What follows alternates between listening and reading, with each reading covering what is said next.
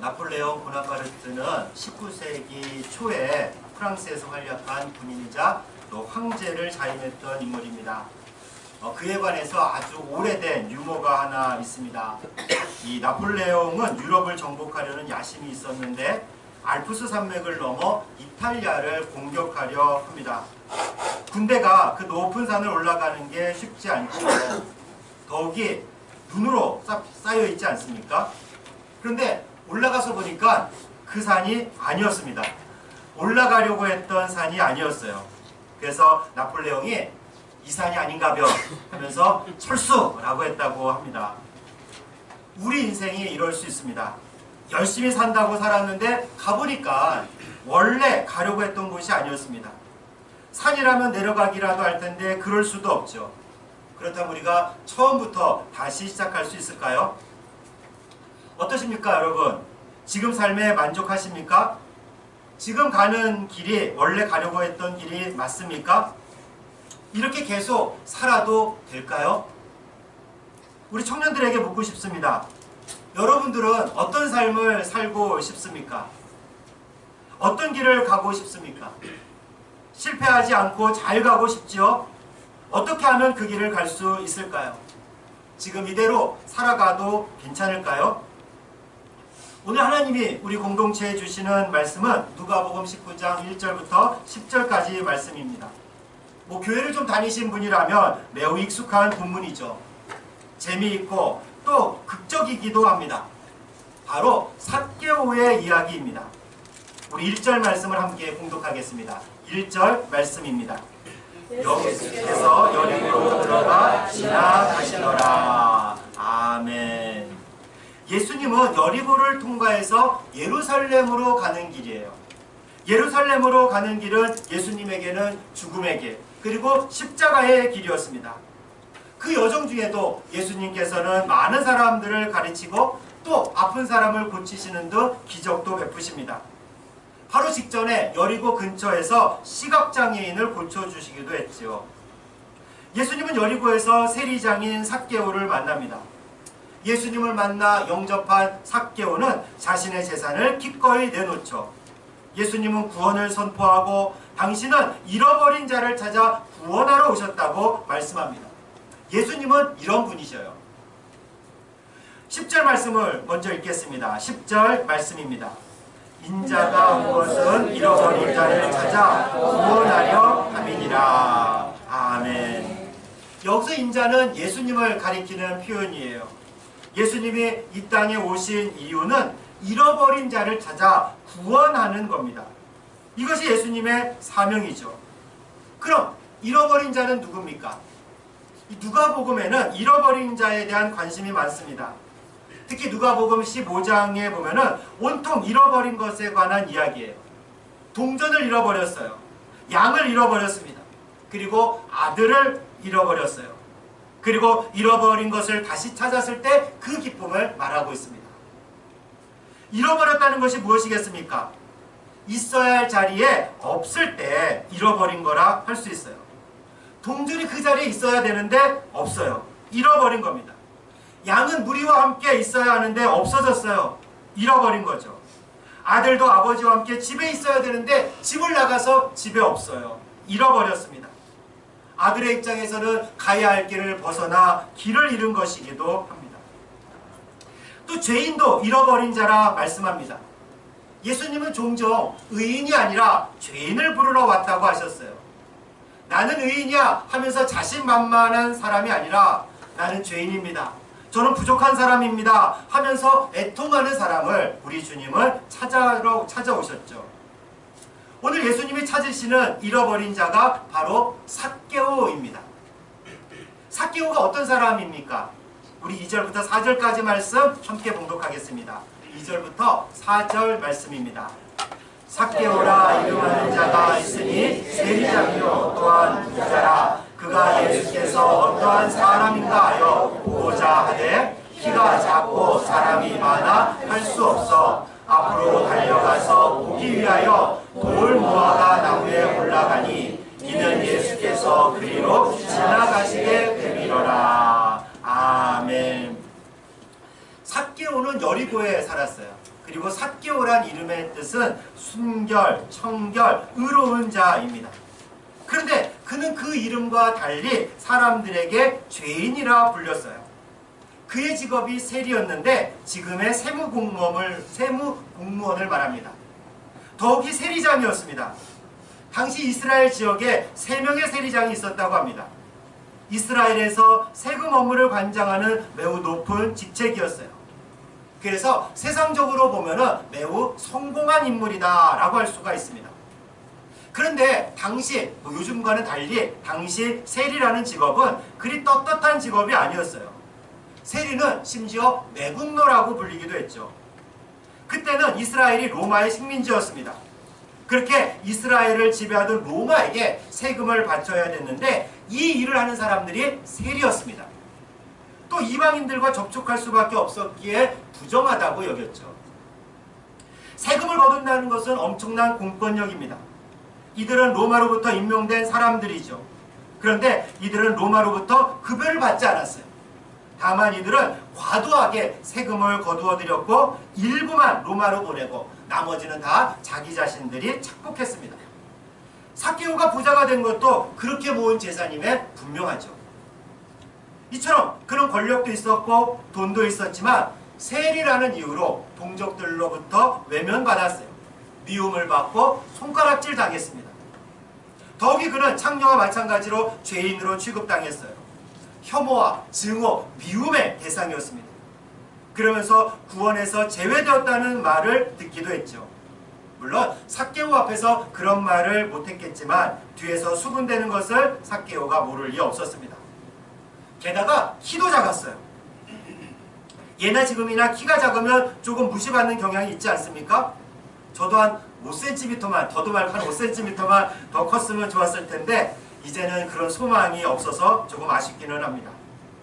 이렇게 삭개오는 세상적으로 성공한 인물이었지만 사람들에게 비난받는 세리였고 키가 작아서 무시당하던 사람입니다. 예수님을 보러 나갔는데 사람들이 비켜주지도 않았어요. 아마도 삭개오는 이런 이유들로 많은 상처와 아픔이 있었을 겁니다. 자존감도 매우 낮았겠죠. 이런 것을 상쇄하기 위해서 자신이 가진 권력을 더 휘둘렀을지도 몰라요. 더 악착같이 돈을 모았습니다. 수단과 방법을 가리지 않았습니다. 그러나 그렇게 많은 돈과 권력이 있어도 그에게 있는 아픔과 상처는 치유되지 않았죠. 당연히 만족감도 없었습니다. 도대체 얼마가 있어야 만족할 수 있겠습니까? 오히려 돈을 모을수록 그리고 권력을 휘두를수록 갈급함은 심해져 갔을 거예요. 한편 스스로 변명하기도 했을 겁니다. 이 험한 세상 살아가려면 어쩔 수 없어. 아니 성공하려면 이렇게 해야지. 돈을 많이 벌면 다 괜찮아질 거야.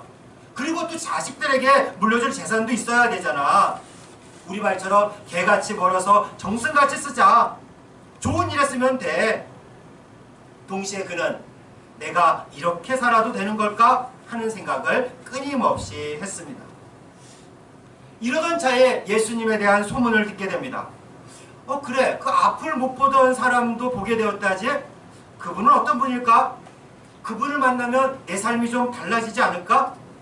더욱이 예수님 제자 중에서는 세리였던 사람도 있대잖아. 그렇죠. 레위 혹은 마태라고 불리던 사람이 세리였어요.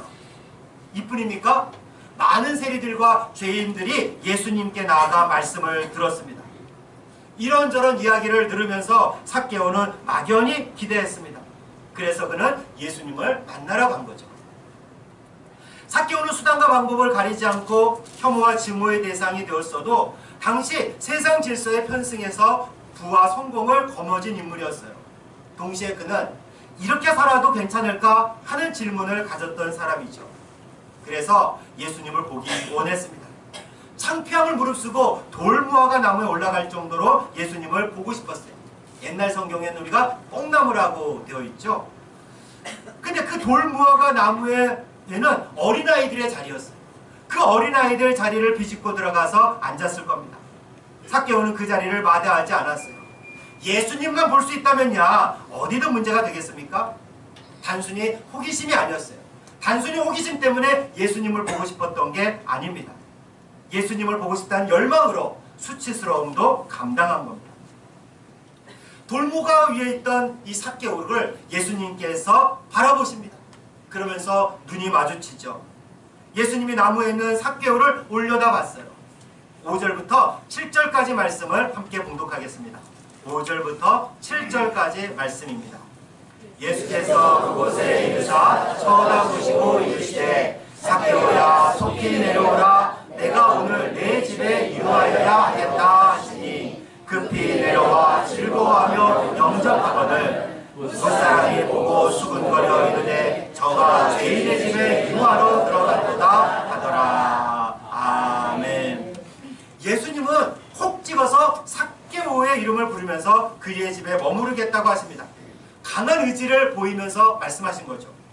삭개오가 얼마나 놀랐겠습니까?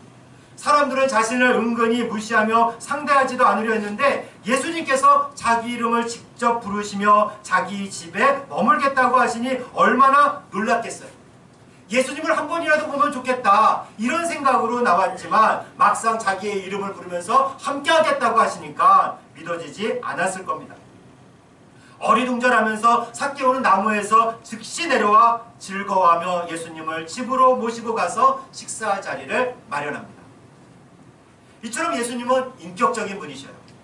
삭개오의 이름을 부르셨다는 말을 그를 1대1로 만나셨다는 뜻입니다. 예수님은 결코 우리를 n분의 1로 만나시는 분이 아니에요. 우리를 그저 100명 중에 한 사람, 1000명 중에 한 사람으로 부르시고 만나는 분이 아닙니다. 삭개오의 이름을 부르는 그 순간 수많은 인파 중에 한 사람이 아니에요. 유일한 그 사람이 되고 맙니다. 예수님이 나를 얼마나 알겠어? 예수님이 나에게 관심이나 있겠어? 수많은 사람 중에 나를 어떻게 알아보겠어? 그렇지 않죠. 예수님은 1대1로 나를 만나는 분이고 그렇게 나를 아시는 분입니다. 더욱이 우리가 예수님께 나가는 것 같지만 그렇지도 않습니다. 삭개오는 자신이 예수님을 보고 싶어 돌무화과 나무에까지 올라갔지만 예수님은 이미 삭개오를 알고 있었고 먼저 불러주십니다. 그리고 먼저 그 집에 들어가야겠다고 말씀하시죠. 잃어버린 자였고 혐오와 증오의 대상인 삭개오. 이렇게 살아도 될까 하는 회의와 예수님을 만나겠다는 열망을 가진 삭개오를 예수님이 먼저 찾아와 부르신 겁니다. 이에 사람들의 반응은 어땠습니까? 이 모습을 지켜보고 있던 무사람들이 수군거리기 시작합니다. 아니 어떻게 예수님이 죄인의 집에 들어가는가? 사람들은 왜 이렇게 비난을 했을까요? 이것은 그들이 가지고 있는 율법의식, 선민의식, 교만, 자기의 정죄의식 때문이고 한편으로는 시기심 때문이겠죠. 하나님께 선택받은 민족으로 율법을 받아 율법을 지킨다는 자부심으로 똘똘 뭉친 자신들이 아니라 죄인의 집에 들어갔다는 그런 시기심이 있었습니다. 어쨌든 예수님은 이런 비난을 받습니다. 예수님은 이런 비난을 감당해야 했죠. 그러나 예수님은 이런 비난에도 개의치 않고 당당하게 삭개오 집에 가서 함께 식사를 하십니다. 삭개오는 잃어버린 자였기 때문입니다. 예수님은 이런 잃어버린 자를 찾으러 오셨기 때문이죠. 이렇게 삭개오는 예수님을 영접하고 자신의 집으로 모셨습니다. 삭개오는 식사 도중 자리에서 일어섰습니다. 충격적인 말을 합니다. 8절과 9절 말씀을 함께 봉독합니다. 8절, 9절 말씀입니다. 삭개오가 서서 주께 여짜오되 주여 보시옵소서 내 소유의 절반을 가난한 자들에게 주겠사오며 만일 누구의 것을 속여 빼앗은 일이 있으면 내 갑절이나 갚겠나이다. 예수께서 이르시되 오늘 구원이 이 집에 이르렀으니 이 사람도 아브라함의 자손이니로다. 아멘. 우선 삭개오는 예수님을 주님이라고 칭을 합니다. 자기가 평생 모은 재산을 내놓겠다고 선포합니다. 자기 재산의 절반을 가난한 자들에게 주겠다고 합니다. 속여 빼앗은 것이라면 4배로 갚겠다고 말합니다. 율법이 정한 것보다 더 많은 재산을 내놓겠다는 말이죠. 이렇게 하다 보면 그는 빈털터리가 될 수도 있어요. 그는 세리장이었어요. 그가 그 자리에 올라가기 위해서 무엇을 못했겠습니까? 로마 사람이 무엇을 보고 그를 세리장에게 임명했겠어요? 더 많은 세금을 거두려 했고 더 많은 부를 축적하려고 했고 뇌물도 많이 썼을 겁니다. 그러지 않고 어떻게 세리장이 되겠어요? 수단과 방법을 가리지 않고 열심히 모은 재산이었습니다. 근데 그 재산을 이제 다 내놓겠다고 말해요. 도대체 무슨 일이 있었을까? 예수님이 시켜서 한 일입니까? 그렇지도 않아요. 제자들이 강요한 것도 아닙니다. 그런데 삭개오는 스스로 권력도 그리고 재산도 포기합니다. 어떻게 이것이 가능할까요? 예수님을 만났기 때문에 가능합니다. 예수님을 영접했기 때문에 가능한 일이에요. 예수님만으로 충분했기에 가능합니다. 권력과 재산은 예수님 앞에서 아무것도 아니었어요. 자존감을 회복시켜주지도 못했고 자신이 받았던 상처도 치유시켜주지 못했습니다. 그런데 예수님을 만나고 영접한 순간 삭개오는 변하게 됩니다.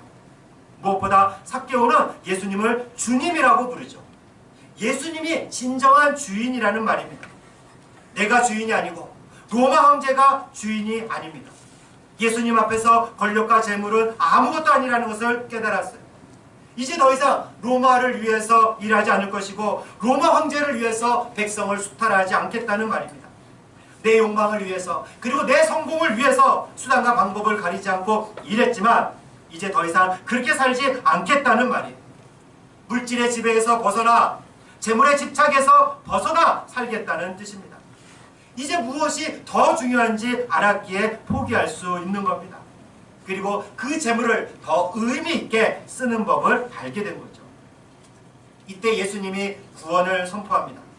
이미 삭개오는 예수님을 영접해서 주님으로 받아들였을 삭개오는 예수님을 영접하고 예수님을 주님으로 받아들였을 때 구원을 받았지만 그가 구원을 받았음을 모든 사람들에게 알리시는 겁니다.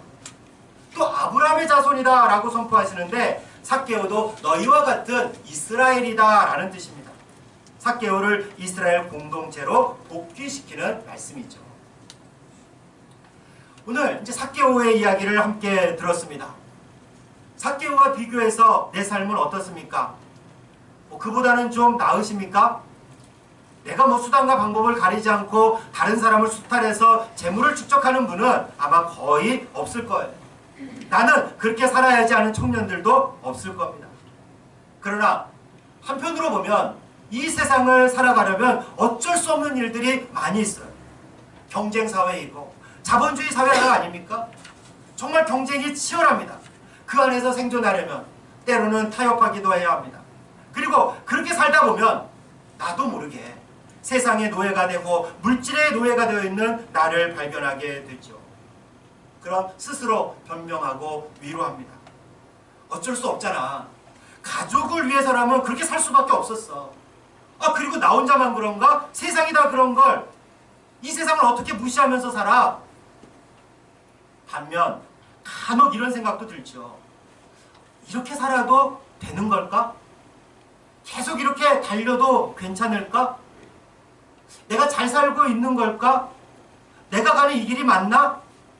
아니 내가 정말 내 자녀들에게도 이렇게 살라고 말할 수 있을까?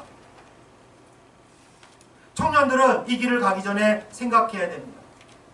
어떻게 사는 것이 정말 의미 있는 삶인지 물으십시오. 남들이 간다고 나도 가는 게 옳을까? 그 삶의 끝이 어디가 될까? 어떻게 될까? 이 길을 가는 게 후회되지 않을까? 물론 후회하고 실패할 수도 있죠. 그런데 이 길이 정말 맞을까? 삭개오도 자신의 길을 거침없이 달려왔어요. 그는 그 길에서 멈추는 법을 몰랐습니다. 아니 오히려 누군가 나를 좀 멈춰주세요 하는 생각을 했을지도 모릅니다. 그때 예수님을 만났습니다. 삭개오를 찾아와 이름을 불러주시는 예수님을 만납니다. 내가 내 집에 들어가 너와 함께 머물겠다 하는 예수님을 만나셨어요. 삭개오는 그분을 만나 자기 집으로 모셔드립니다. 그분을 주님이라 부릅니다.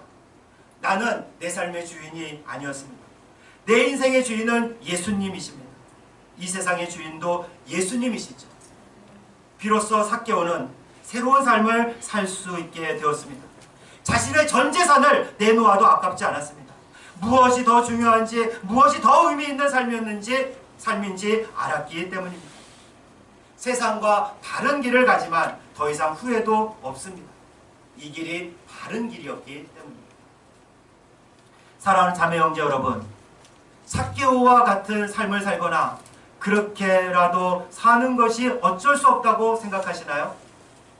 그렇다면 당신은 하나님에게 잃어버린 자입니다. 제발 그 자리에 멈추어서 생각해 보십시오. 이렇게 살아도 될까? 이게 최선일까? 이런 고민 가운데 있을 때 주님이 말씀하십니다.